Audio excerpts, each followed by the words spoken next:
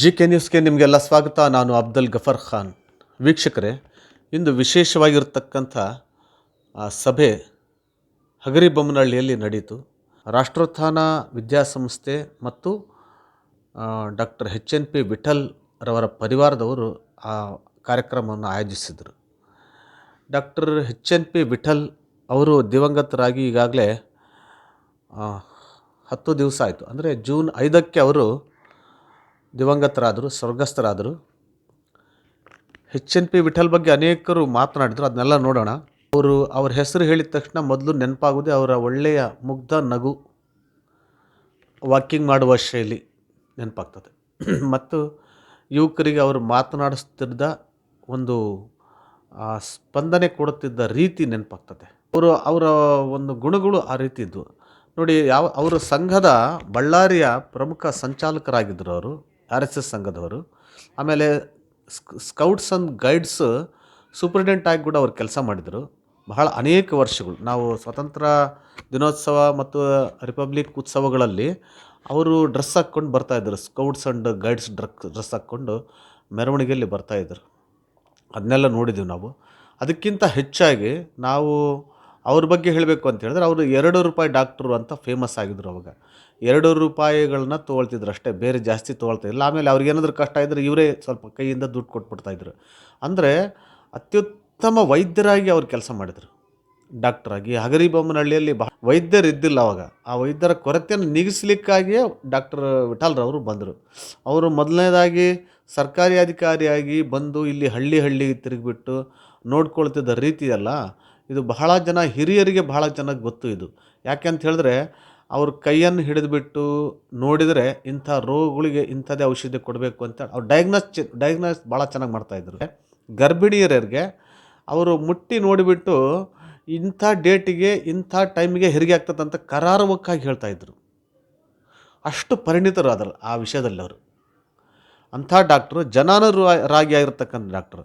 ಅವರು ಸಂಘ ಪರಿವಾರದಲ್ಲಿ ಇದ್ದಾರೆ ಅನ್ನುವಂಥದ್ದು ಬಹಳ ಜನಕ್ಕೆ ಗೊತ್ತೇ ಇರಲಿಲ್ಲ. ಯಾಕಂತ ಹೇಳಿದ್ರೆ, ಅವರು ಪ್ರಶಾಂತವಾಗಿರ್ತಕ್ಕಂಥ ನದಿಯ ಹಾಗೆ ಜೀವನ ನಡೆಸಿಬಿಟ್ರು.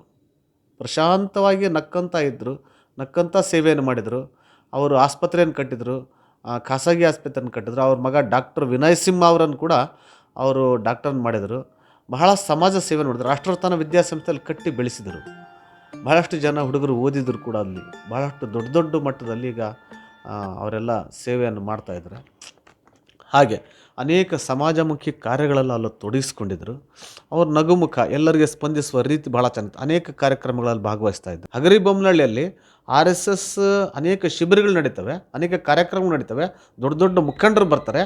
ಎಚ್.ಎನ್.ಪಿ. ವಿಠಲ್ರವರು ಅಲ್ಲಿ ಪ್ರಮುಖವಾಗಿರ್ತಾರೆ. ಆಮೇಲೆ ಬಹಳಷ್ಟು ಜನ ಈಗ RSS ವಿರುದ್ಧವಾಗಿ ಮಾತನಾಡುವಂಥವ್ರು ಕೂಡ ವಿಠಲ್ ಡಾಕ್ಟರ್ ಅವರನ್ನು, ಅವರ ನಗುಮುಖವನ್ನು ಪ್ರೀತಿಸ್ತಾ ಇದ್ದರು. ಹಾಗಿತ್ತು ಅವರ ಸ್ವಭಾವ.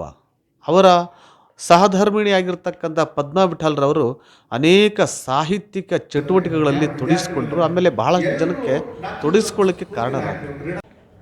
ಸನ್ಮಾನ್ಯ ವಿಠಲ್ ಡಾಕ್ಟರ್ ಅವರು, ಅವರ ಭೌತ ಶರೀರ ನಮ್ಮನ್ನಾಗಲೇದ ವಿನ, ಆದರೆ ಅವರು ಮಾಡಿರ್ತಕ್ಕಂಥ ಕಾರ್ಯದ ವ್ಯವಸ್ಥೆ, ರಾಷ್ಟ್ರೋತ್ಥಾನ ಶಾಲೆಯ ಅಧ್ಯಕ್ಷರಾಗಿ, ಈ ಭಾಗದ ಪ್ರಾಂತೀಯ ಸಂಘಟಕರಾಗಿ ಸಾಕಷ್ಟು ಸಾಧನೆಯನ್ನು ಮಾಡಿ, ಪರಮಪೂಜ್ಯ ಚರಂತಪಜ್ಜ ಮಹಾಸ್ವಾಮಿಗಳ ಆತ್ಮೀಯ ಶಿಷ್ಯರು.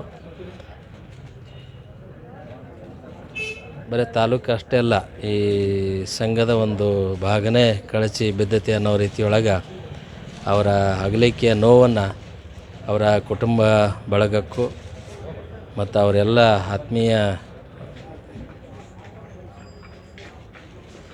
ಸ್ನೇಹಿತರು ಮತ್ತು ಸಂಘದಲ್ಲಿ ಕೆಲಸ ಮಾಡಿಕೊಂಡು ಬಂದ ಎಲ್ಲ ಕಾರ್ಯಕರ್ತರಿಗೆ ಅವರ ಅಗಲುವಿಕೆ ನೋವನ್ನು ಭರಿಸ್ತಕ್ಕಂಥ ಶಕ್ತಿ ಭಗವಂತ ಕರುಣಿಸಲಿ ಅಂತೇಳಿ ನನ್ನ ಮಾತಿಗೆ ವಿರಾಮ ಕೊಡ್ತೇನೆ. ಗುರುಭ್ಯೋ ನಮಃ. ಇವತ್ತಿನ ದಿವಸ ಹಗರಿಬೊಮ್ಮನಹಳ್ಳಿ ಒಟ್ಟಾರೆ ಹೇಳ್ಬೇಕಪ್ಪ ಅಂದರೆ ಇಡೀ ಕರ್ನಾಟಕದಾದ್ಯಂತ ಸಂಘ ಸಂಸ್ಥೆಗಳನ್ನು ಕಟ್ಟಿ ಬೆಳೆಸಿ ಅವೆಲ್ಲವನ್ನು ನೀವು ಮುನ್ನಡೆಸ್ಕೊಂಡು ಹೋಗ್ರಿ ಅಂತಕ್ಕಂಥ ಮನೋಭಾವನೆಯಿಂದ ಅವರು ಪರಮಾತ್ಮನಲ್ಲಿ ಲೀನವಾಗಿದ್ದಾರೆ. ಆ ಭಗವಂತ ಇವತ್ತು ಏನಂದರೆ ಅವರ ಕುಟುಂಬಕ್ಕೆ ಸಹಾನುಭೂತಿಯನ್ನು ಕೊಟ್ಟು ಅವರು ಯಾವ ರೀತಿಯಾಗಿ ಸಂಘ ಸಂಸ್ಥೆಗಳನ್ನು ಕಟ್ಟಿ ಬೆಳೆಸಿ ಹೋದರೂ ಅದೇ ರೀತಿಯಾಗಿ ಅರ್ಧವಾಗಿರ್ತಕ್ಕಂಥ ಸಂಘ ಸಂಸ್ಥೆಗಳನ್ನು ಮುಂದೆ ನಡೆಸಿಕೊಂಡು ಹೋಗ್ತಕ್ಕಂಥ ಶಕ್ತಿಯನ್ನು ಭಗವಂತ ಆ ಒಂದು ಕುಟುಂಬಕ್ಕೆ ಕೊಡಲಿ.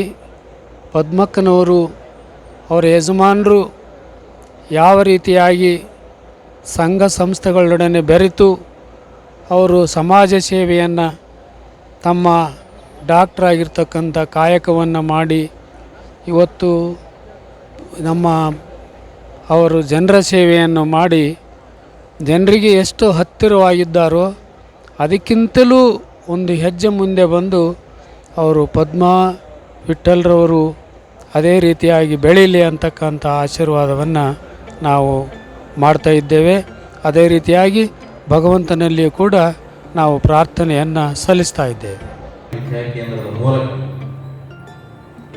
ಪಾರ್ಥಾಯ ಪ್ರತಿಬೋಧಿತ ಎಂಬ ಭಗವದ್ಗೀತೆಯ ಶ್ಲೋಕದ ಮೂಲಕ ಎಲ್ಲ ಮಕ್ಕಳಲ್ಲಿ ಮತ್ತು ಶೈಕ್ಷಣಿಕ ವರ್ಗದಲ್ಲಿ ಶಿಕ್ಷಕರ ವರ್ಗದಲ್ಲಿ ಪ್ರೋತ್ಸಾಹವನ್ನು ತುಂಬಿರ್ತಕ್ಕಂಥ ಹಿರಿಯ ಜೀವಕ್ಕೆ ನಾವು ನೀವೆಲ್ಲರೂ ಭಾವನಾತ್ಮಕವಾಗಿ, ಭಕ್ತಿಪೂರ್ವಕವಾಗಿ, ಶ್ರದ್ಧಾಪೂರ್ವಕವಾಗಿ, ಅರ್ಥಪೂರ್ಣವಾಗಿ ನಾವು ನೀವೆಲ್ಲರೂ ತುಂಬ ಮನಸ್ಸಿನಿಂದ ಭಾವಪೂರ್ಣ ಶ್ರದ್ಧಾಂಜಲಿಯನ್ನು ಅರ್ಪಿಸ್ತಕ್ಕಂಥ ಕಾರ್ಯಕ್ರಮದಲ್ಲಿ ಪಾಲ್ಗೊಳ್ಳುವಿಕೆ ನನಗೂ ಒಂದು ಸೌಭಾಗ್ಯ ಅಂತಂದೇಳಿ ನಾನು ತಿಳ್ಕೊಂಡೆ.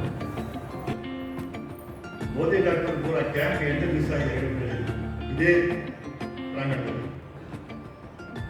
ಇವತ್ತಿಗೂ ಅದು ಎಲ್ಲರ ಕಣ್ಣಲ್ಲಿ ನೆನಪಿದೆ. ಪದ್ಮಕರು ಅದಕ್ಕೆ ಮುಂದಾಡ್ತಿಲ್ಲ. ಆ ರೀತಿ ಒಂದು ಕ್ಯಾಂಪ್ ಇನ್ನೂವರೆಗೆ ಹರಿಮೇಲೆ ಆಗಿಲ್ಲ. ಮುಂದೆ ಭಗವಂತ ಇಚ್ಛೆ ಅದು. ಆದರೆ ನಮ್ಮದ್ರಲ್ಲೂ ಹೇಳ್ತಾರೆ, ಮಾಡುವವನು ಒಳ್ಳೆ ಕಾರ್ಯ ಮಾಡುವವನು ಮಾಡಿಸುವವನು, ಮಾಡಿದ ಮೇಲೆ ಅದನ್ನು ಅನುಮೋದಿಸುವವರು ಎಲ್ಲರಿಗೂ ಸರಿಯಾದ ಪುಣ್ಯ ಸಿಗುತ್ತೆ. ₹1 ಇದೆ ಅಂದರೆ ಅದರ 3 ಭಾಗ ಅದು ಎಲ್ಲರಿಗೂ ಸೇರುತ್ತೆ. ಅಂಥ ಒಂದು ಕಾರ್ಯಕ್ರಮ ನಾವು ನಡೆಸಿಕೊಟ್ಟು ಇವತ್ತಿಗೂ ಅವರಿಗೆ ನಾನು ಅವರನ್ನು ನೆನೆಸಿದಂಗೆ ಇರೋದಲ್ಲ ಒಂದು ವಿಶ್ವಾಸ. ಯಾಕಂದರೆ ಸಂಘ ಪರಿವಾರದ ಮುಖಾಂತರ ಭಾರತ ಮಾತೆಯ ಪೂಜೆ, ಈಶ್ವರ ಪಾರ್ವತಿ ಇಬ್ಬರು ಒಂದರಲ್ಲಿ ಭಾರತ, ಅದರ ಸೇವೆಯಲ್ಲಿ ಹೀಗೆ ಸಾರ್ಥಕವಾದ ಬದುಕಿಗೆ ಅರ್ಥಪೂರ್ಣವಾದಂಥ ಅಂತ್ಯ ಬಂತು. ಇದನ್ನು ನಾವು ನಮ್ಮ ಸದಸದ್ ವಿವೇಕದ ಹಿನ್ನೆಲೆ ಒಳಗೆ ಪ್ರಾಂಜಲ ಮನಸ್ಸಿನಿಂದ ಒಪ್ಪಿಕೊಳ್ಳಬೇಕಮ್ಮ. ಇನ್ನು ಮುಂದೆ ನೀವು ಒಂಟಿ ಅಂತ ಅನ್ಕೊಳ್ಳೇಬೇಕು. 2 in 1 ಅಂತ ಹೇಳ್ತಾರಲ್ಲ ಹಾಗೆ ಇದುವರೆಗೂ ಶರೀರದ ದೃಷ್ಟಿಯಿಂದ ಒಬ್ಬರು ಡಾಕ್ಟರ್ ವಿಠ್ಠಲಿದ್ರು. ಆದರೆ ಅವರ ಆತ್ಮ ನಿಮ್ಮ ಆತ್ಮದಲ್ಲಿ ಬಂದಾಗ್ಬಿಟ್ಟಿದೆ. ಅದಕ್ಕೋಸ್ಕರ ನೀವು ಪದ್ಮಕ್ಕ ಮತ್ತು ಡಾಕ್ಟರ್ ವಿಠ್ಠಲ್ ಸಂಯುಕ್ತ ವ್ಯಕ್ತಿತ್ವ ನಿಮ್ಮದು. ಕರ್ತವ್ಯಗಳನ್ನು ನಿರ್ವಹಿಸುವ ಸಲುವಾಗಿ ಭಗವಂತ ನಿಮಗೆ ಇನ್ನು ಆಯುಷ್ಕೊಟ್ಟಿದ್ದಾನೆ. ಜೀವನವೇ ಒಂದು ಕರ್ತವ್ಯ. ಆ ಕರ್ತವ್ಯಗಳನ್ನು ನಿರ್ವಹಿಸುವ ಸಂಕಲ್ಪ ಮಾಡಿ. ಇದುವರೆಗೂ ಅವರ ನೆನಪಾದಾಗ ದುಃಖದ ಕಣ್ಣೀರು ಬರ್ತಾ ಇತ್ತು. ಇನ್ನು ಮುಂದೆ ನೆನಪಾದಾಗ ಚೈತನ್ಯದ ಬುದ್ಧಿ ಅವರನ್ನು ನೆನಪು ಮಾಡ್ತಾರೆ. ನಿಮ್ಮ ಚೈತನ್ಯ ಹೆಚ್ಚಾಗಿದೆ. ವೇದಿಕೆಯ ಮೇಲೆ ಆಸೀನರಾಗಿರ್ತಕ್ಕಂಥ ಎಲ್ಲ ಹಿರಿಯರಿಗೆ ಶ್ರದ್ಧಾಪೂರ್ವಕವಾದಂಥ ನಮಸ್ಕಾರಗಳನ್ನು ಸಲ್ಲಿಸ್ತಾ, ಈ ಕಾರ್ಯಕ್ರಮದಲ್ಲಿ ಉಪಸ್ಥಿತರಿರ್ತಕ್ಕಂಥ ಎಲ್ಲ ಪರಿವಾರದ ಹಿರಿಯರೇ, ಮಾತೆಯರು, ಸಂಘ ಕಳೆದ 50 ವರ್ಷಗಳಿಂದ ಬಹಳ ವೇಗವಾಗಿ ಬೆಳೀತಾ ಇದೆ. ಅದರ ಪರಿವಾರದ ಸಂಘಟನೆಗಳು ಕೂಡ ಬೇರೆ ಬೇರೆ ರೀತಿಯಿಂದ ಬೆಳೀತಾ ಇದೆ. ಡಾಕ್ಟರು ಮೂಲತಃ ಸಂಘದ ಕಾರ್ಯಕರ್ತರು, ನಂತರ ರಾಷ್ಟ್ರೋತ್ತರ ಪರಿಷತ್ತಿನ ಕಾರ್ಯಕರ್ತರಾಗಿ ಇದೊಂದು ದೊಡ್ಡ ರಾಷ್ಟ್ರೋತ್ತರ ಪರಿಷತ್ತಿನ ಈ ಹಗರಿ ಬೊಮ್ಮನಹಳ್ಳಿ ಶಾಖೆ ಇದು ಪ್ರಕಲ್ಪ ಏನಿದೆ ಅದು ಬಹಳ ಹಳೆಯ ಪ್ರಕಲ್ಪ. ಇದರ ಪ್ರೇರಣೆಯಿಂದ ಇಡೀ ಕರ್ನಾಟಕದಲ್ಲಿ ಬೇರೆ ಬೇರೆ ರೀತಿಯ ಪ್ರಕಲ್ಪಗಳು ಪ್ರಾರಂಭವಾದವು, ತರಬೇತಿಗಳು ಪ್ರಾರಂಭವಾದವು. ಇವೆಲ್ಲದರ ಹಿಂದೆ ಇದ್ದಿದ್ದು ದೊಡ್ಡ ಶಕ್ತಿ ಅಂತಂದರೆ ಅದು ಡಾಕ್ಟರ್ ವಿಠಲ್ ಅವರು. ಹೇಳಿದರು ಅನೇಕ ವಿಷಯಗಳನ್ನ, ಸಣ್ಣ ಸಣ್ಣ ವಿಷಯಗಳಲ್ಲೂ ಕೂಡ ಒಂದು ಬದ್ಧತೆ ಇದೆಯಲ್ಲ, ಆ ಬದ್ಧತೆ ನಮ್ಮೆಲ್ಲರಿಗೂ ಕೂಡ ಪ್ರೇರಣೆ ಅಂತ ಹೇಳ್ತಾ, ನಾನು ಕಳೆದ 15 ದಿನಗಳ ಹಿಂದೆ ನಮ್ಮ ಚಿತ್ರದುರ್ಗದಲ್ಲಿ ಒಂದು ಒಳ್ಳೆಯ ಸಂಗೀತದ ಒಂದು ಕಾರ್ಯಕ್ರಮವನ್ನು ನಾವು ಮಾಡಿದ್ವಿ. ಪದ್ಮಕ್ಕ ಅವ್ರಿಗೆ ಬಹಳ ಇಷ್ಟವಾದಂಥ ಕಾರ್ಯಕ್ರಮ. ನನಗೆ ಹೇಳಿದರು, ರಾಜೀವರ್ಜನ್ಗೆ ಫೋನ್ ಮಾಡಿ ನಾನು ಬರ್ತೀನಿ ಅದಕ್ಕೆ ಅಂತ. ನಾನು 15 ದಿವಸದಿಂದ ಫೋನ್ ಮಾಡಿ ಕರೆದೆ ನಾನು ಪದ್ಮಕ್ಕ ಅವ್ರನ್ನ. ಪದ್ಮಕ್ಕ ಬರ್ತೀನಿ ಅಂತ ಹೇಳಿದ್ರಲ್ಲ, ಬನ್ನಿ ಕಾರ್ಯಕ್ರಮ ಇದೆ ಅಂತ ಹೇಳಿ. ಆಗ ಅವ್ರು ಹೇಳಿದ್ರು, ಯಾಕೋ ಡಾಕ್ಟ್ರದ್ದು ಆರೋಗ್ಯ ಸ್ವಲ್ಪ ಏರ್ಪೇರ್ ಆಗ್ತಾ ಇದೆಯಪ್ಪ, ನೋಡೋಣ, ಸಾಧ್ಯ ಆದರೆ ಬರ್ತೀನಿ ಅಂತ ಹೇಳಿದ್ರು. ಆದ 15 ದಿನಗಳಲ್ಲೇ ಈ ಒಂದು ಘಟನೆ ಸಂಭವಿಸಿದೆ. ಮತ್ತು ಇಲ್ಲಿ ಸಂಸ್ಕಾರ ಭಾರತೀಯ ಅನೇಕ ಜನ ಹಿರಿಯರು, ನಮ್ಮ ರಾಷ್ಟ್ರೀಯ ನಾಯಕರು ಎಲ್ಲರೂ ಕೂಡ ಇಲ್ಲಿ ಹಗರಿಬೊಮ್ಮನಹಳ್ಳಿ ಬರ್ತಾ ಇದ್ರು. ಡಾಕ್ಟರ್ ಕುಟುಂಬನೇ ಒಂದು ಅದಕ್ಕೆ ಅವರಿಗೆಲ್ಲರೂ ಕೂಡ ಒಂದು ಪ್ರೇರಣೆಯ ಜಾಗ ಆಗಿತ್ತು. ನಾವಿಲ್ಲಿ ಉತ್ತರ ಪ್ರಾಂತದ ಸಂಸ್ಕಾರ ಭಾರತೀಯ ಕೇಂದ್ರ ಅಂತಂದರೆ ಅದು ಹಗರಿಬೊಮ್ಮನಹಳ್ಳಿ. ಇಲ್ಲೇ ಅನೇಕ ಬೈಠಕಗಳು, ಕೆಲಸಗಳು, ಯೋಜನೆಗಳು ಎಲ್ಲವೂ ಕೂಡ ನಡೆಯುವಂಥದ್ದಾಗಿದೆ. ಹೀಗಾಗಿ ಅವರು ಹೇಳಿದರು, ಡಾಕ್ಟರ್ ವಿಠಲ್ರವ್ರನ್ನ ನೀವು ಅಧ್ಯಕ್ಷ ಮಾಡ್ಬೋದು. ಬೇರೆ ಯೋಚನೆನೇ ಬರಲಿಲ್ಲ ಅವರು. ನನ್ನ ತಲೆಯಲ್ಲಿ ಹಾಗೆ ಇತ್ತು. ಆದರೆ ತಕ್ಷಣ ಅವ್ರು ಹೇಳಿದಾಗ ಭಾಳ ಸಂತೋಷ ಅಂತ ನಾನು ಹೇಳಿದೆ. ವಿಭಾಗ ಸಂಘಚಾಲಕರಾಗಿದ್ದರು. ಹಾಗೆ ಡಾಕ್ಟರ್ ವೈಶಿಷ್ಟ್ಯ ಅಂದರೆ ವ್ಯಕ್ತಿತ್ವ. ನಾನು ಸಹಜ ಯುವ ಪ್ರಚಾರಕರಾಗಿ ಗಮನಿಸಿದಂಥದ್ದು ಅವರ ಸಂಘದ ಕಾರ್ಯ ಇರ್ಬೋದು, ಸಾಮಾಜಿಕ ಚಟುವಟಿಕೆಯಲ್ಲಿರ್ಬೋದು, ಆಧ್ಯಾತ್ಮಿಕದ ಅನೇಕ ಹಿರಿಯರು ಅವ್ರ ಮನೆ ಇಲ್ಲಿ ಅನೇಕ ಸ್ವಾಮೀಜಿಯವರು ಬಂದು ಹೋಗ್ತಾರೆ. ನೆಕ್ಸ್ಟ್ ಹೇಳಿದ್ರಿ, ಇಲ್ಲಿ ಉತ್ತರದ ಆ ಕಡೆ ಹೋಗ್ಬೇಕಂದ್ರೆ ಇದನ್ನ ಹೆಬ್ಬಾಗಿ ಇಲ್ಲಿ ಬಂದು ತಂದು ಹೋಗ್ತಾ ಇದ್ದಾರೆ. ಆ ರೀತಿ ಎಲ್ಲ ಚಟುವಟಿಕೆಗಳಿಗೆ ಒಂದು ರೀತಿ ಕೇಂದ್ರ ಆಗಿದೆ.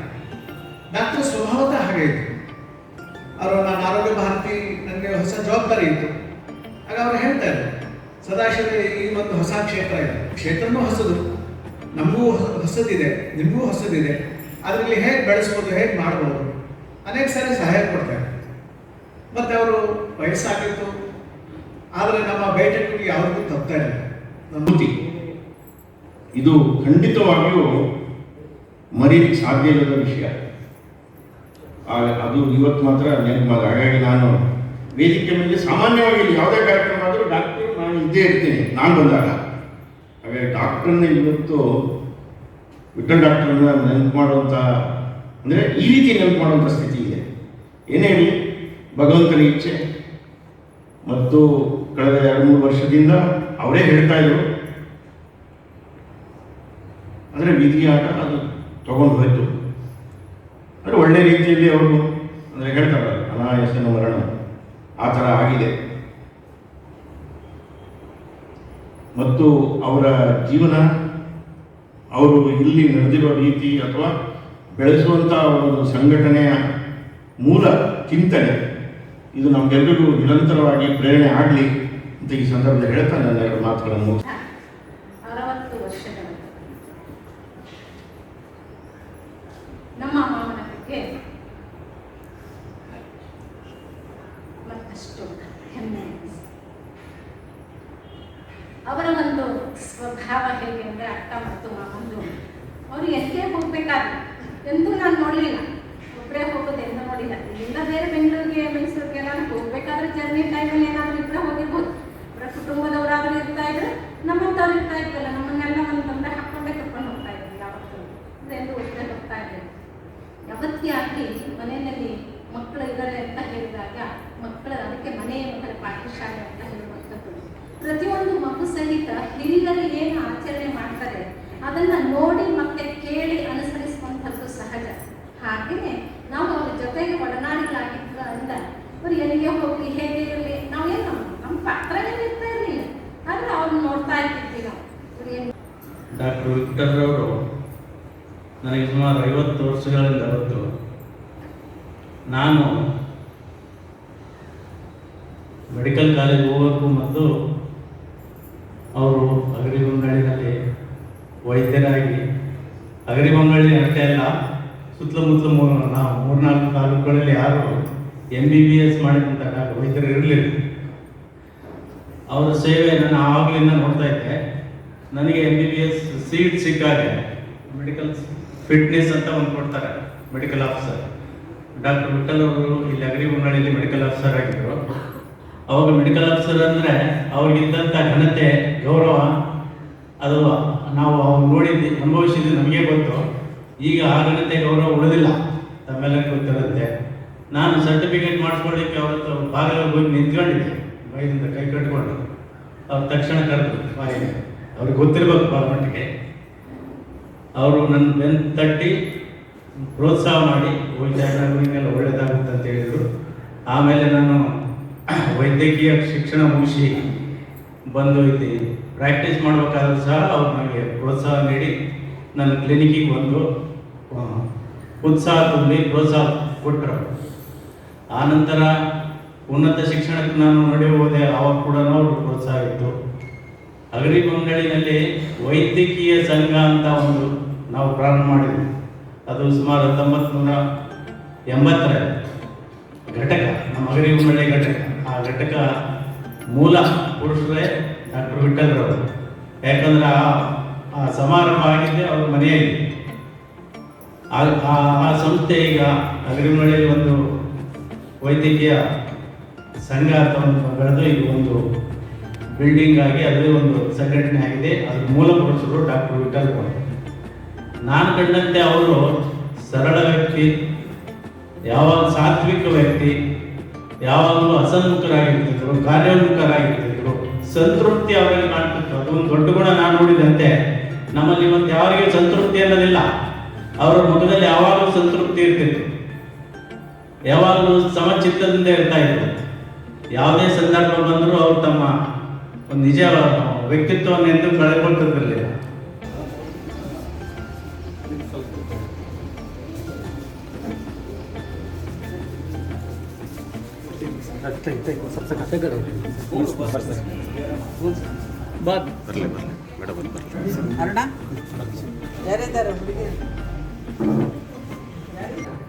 ತುಂಬ ಮಹತ್ವದ ಮಾತು. ಅಂದರೆ ಒಬ್ಬ ಡಾಕ್ಟರ್ ಆಗಿ ನಾನು ಭಗವಂತನನ್ನ ಎಷ್ಟು ದಿವಸ ಇಲ್ಲಿ ಕೂಡಿಸಿದ್ದಾನೋ ನಾನು ಇಲ್ಲಿ ಕೂತಿರ್ತೇನೆ, ಪೇಷಂಟ್ ನನ್ನ ಎದುರಿಗೆ ಕೂತಿರ್ತಾನೆ. ಭಗವಂತ ಯಾವಾಗ ನನ್ನನ್ನು ಅಲ್ಲಿ ಕೂಡಿಸ್ತಾನೋ ಗೊತ್ತಿಲ್ಲ. ಇದನ್ನು ನಾನು ನಿರಂತರವಾಗಿ ತಲೆಯಲ್ಲಿ ಇಟ್ಕೊಂಡು ನಾನು ಶುಶ್ರೂಷೆಯನ್ನು ಮಾಡುತ್ತೇನೆ ಅನ್ನುವಂತಹ ಮಾತನ್ನು ಅವರು ನನಗೆ ಹೇಳ್ತಾ ಇದ್ದರು.